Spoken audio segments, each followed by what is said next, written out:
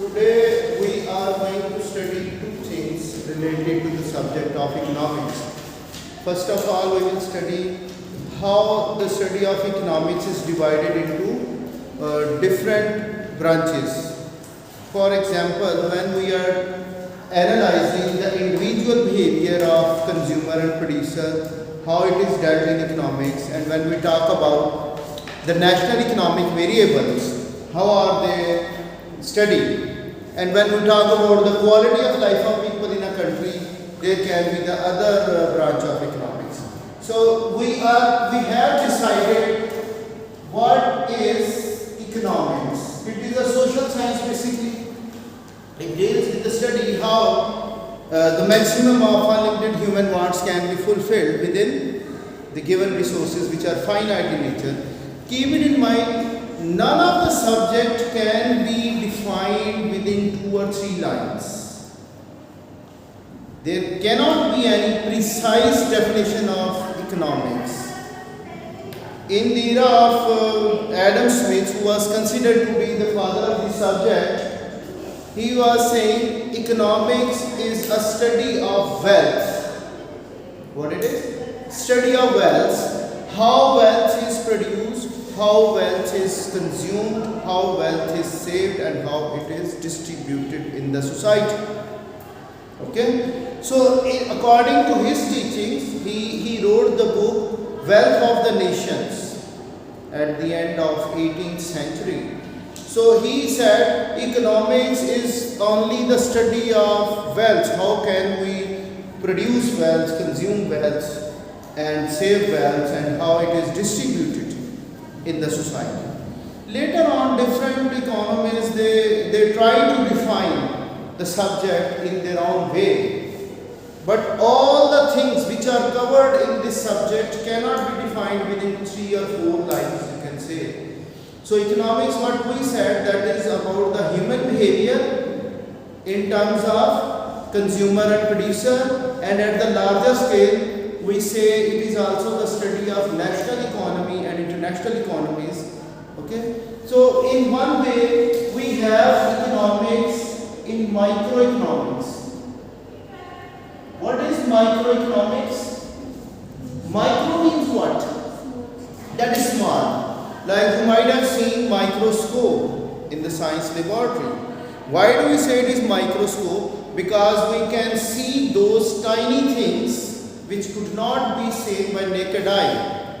Human eye cannot see them. So when we are using a magnifying glass in a microscope or magnifying lens in a microscope, we can see those which cannot be seen in naked eye.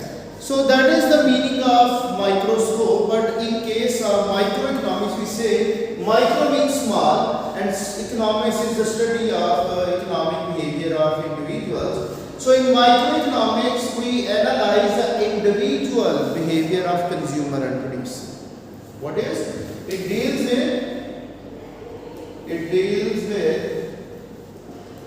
individual behavior of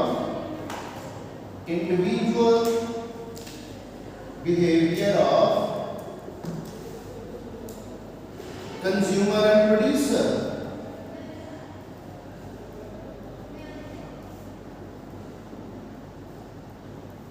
Alright.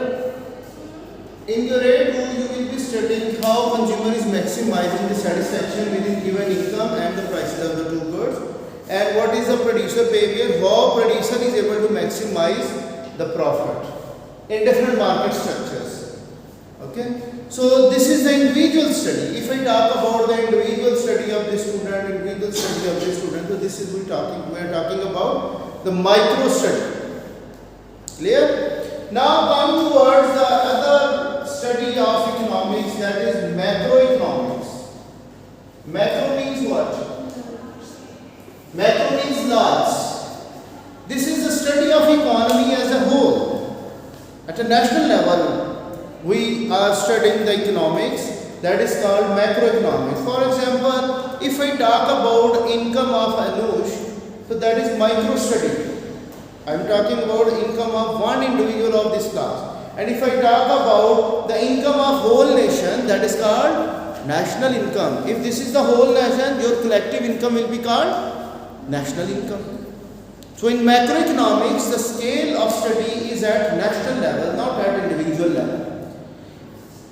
If we talk about the price of a good, that is the study of micro, and when we talk about prices, average price level of all the goods and services which are consumed in a country, so that is called inflation rate or retail price index or consumer price index, which is studied in the form of measuring the price growth rate in a country.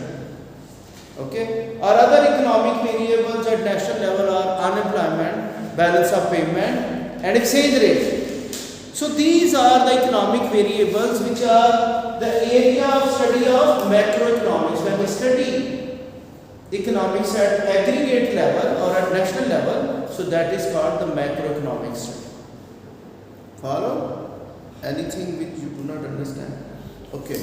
So these are the two things, the main, broadly speaking, these are the two main branches of economics, which is now they are further divided into many studies. Like microeconomics, we are having game theory, we are having the different approaches to study the producer and consumers. And in macroeconomics, we are having public finance and many other things which can be included in case of macroeconomics. Okay, now come towards the main things, main concepts by which we are also having question in our MCQ paper. So first thing we say, this is what positive economics, or there is another word, positive statements. There is always, or most of the time, MCQ is coming in your paper 1 which says, which one of the following is a positive statement? There are 4 statements given in the 4 options A, B, C, D, and you have to find out which one is the right answer. Positive economics means that deals with the study of economic facts and figures. What it is? The factual knowledge. What are the economic facts and figures? That is the study of positive economics, or there can be positive statements. Like I say, if government spending has increased in the development projects, it will create employment or unemployment will decrease. So this statement can be tested. The positive statements are those which can be tested in the economic studies. So positive economics is having the factual knowledge, and the positive statements are those which are answering the question what to be. What question is there? What to be. By spending more by the government, we will have more employment opportunities, or by spending more in the country by the government, there can be inflationary pressure, or money supply when it is increased, there can be increase in inflationary pressure, or due to depreciation of exchange rate, there can be more inflationary pressure because purchasing power of money will decrease. So these are the statements which can be tested, and they are answering the question what to be. This is called cause and effect relationship. What is the cause of this thing and what will be the effect? There. Another statement is like this: normative economics or normative statements. Okay. There can be either an MCQ related to positive statement or normative statement. Norms mean what? Norm. Anyone has the idea about this word? Norm means values. Clear? So if positive statement says when price of a product goes down, there will be increasing quantity demand of that product. This is a fact. Clear? But if I say price of wine is decreasing, should its demand will also increase in an Islamic society where drinking wine is prohibited?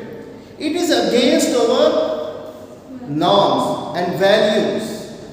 So it involves a value judgment.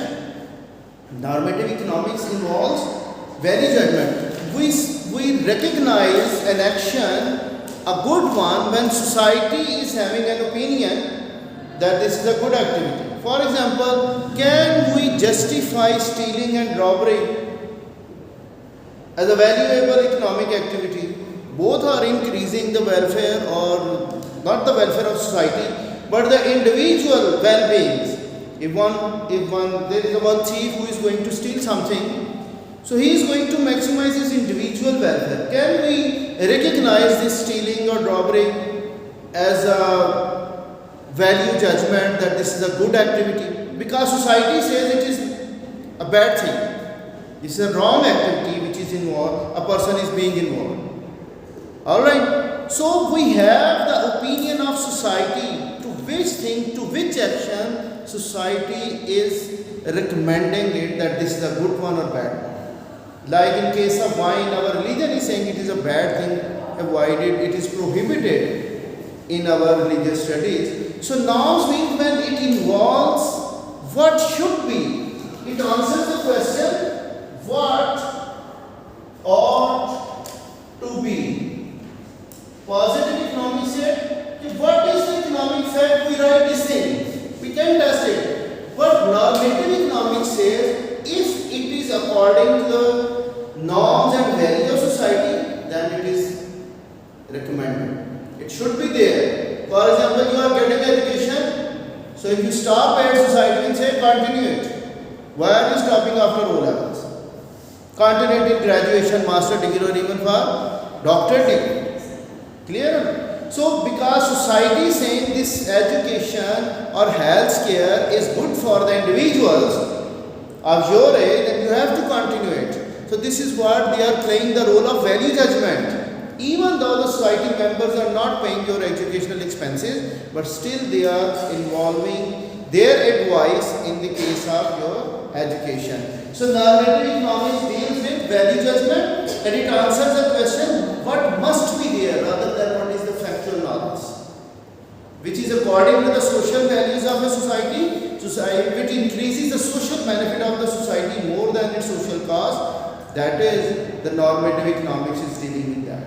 And one thing like pollution, it is going to reduce the social benefit in the society, rather its social cost is higher. The society says it must be produced less and less. But that is the area of study of normative economics, and we have the normative statements. Clear? Another branch of economics is that, which will be in our part of study of A levels, that is development economics. Development means what? To improve the quality of life of people living in a country. Do we have a same sustained level of quality of life in our country over the period of time? We don't have. Geographically, over some areas, they are having good quality of life, good standard of living, but the other areas, the remote areas, they may not be having the same standard of living. So how to improve the quality of life or living standard of people living in a country? Are we able to alleviate poverty in our society? Are we able to increase the literacy rate along with the earnings of the people? Are we able to have good healthcare facilities to our people at present time? Or in future we are trying to have a better quality of life for the people living in our country. So development economics deals with how to improve the quality of life or standard of living in a country. If someone is earning too much, his income level or material well-being is too high, he is living in cantonment area, defense area, and he is having good living style along with different types of automobiles. So, but at the same time, the person is illiterate and is having serious health issues. So, can we say by having too much money in the pocket, his quality of life is also very high? We can't say, because he is not having access to clean drinking water. He is caught up by diseases, and by the person he is also illiterate. So along with earning income, we should also focus on their education of the people and their health care, how average life of a country's people can be increased, better long living of the people. That is the area where now the world is working, that we should have study of development economics. World Bank they have uploaded either the United Nations or World Bank, they have uploaded the Millennium Development Goals for the whole world. Millennium Development Goals. They are having, there are 17 goals which have to be achieved by 2030 to 2030. So all those goals are having gender equality, clean drinking water, literacy rate, and education to the female population as well. Okay, there should not be any discrimination regarding to religion, regarding to race or geographically discrimination. So all these are the development goals which need to be achieved by all the nations who are the member of United Nations. Clear? So this is having more workings about the improvement of quality of life of people in a country. I think this is enough. Rather should I go ahead for methodology which is involving the further discussions in the topic. Should I go ahead or leave it to sufficient? That's all.